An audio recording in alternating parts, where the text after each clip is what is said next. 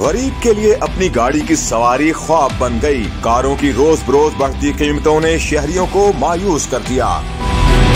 हुकूमत भी मुनाफाखोर माफियाज को काबू करने में नाकाम हो गई। टोयोटा की जानिब से एक बार फिर गाड़ियों की कीमतों में इजाफा कर दिया गया।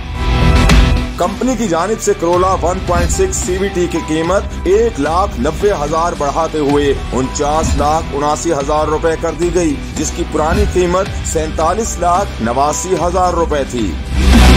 Corolla 1.6 CVT स्पेशल एडिशन की कीमत में 2 लाख रुपए का यकमुश्त इजाफा किया गया। नई कीमत 54,79,000 रुपए हो गई।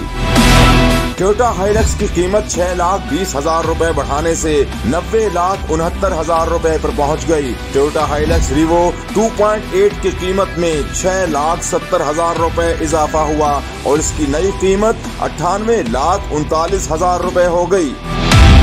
Toyota Hilux Revo G automatic 2.8 variant की कीमत में 7 लाख रुपए इजाफा किया गया है, जिसके बाद गाड़ी की नई कीमत 1,03,09,000 रुपए हो गई है। मेरा गुजर खान, मेरी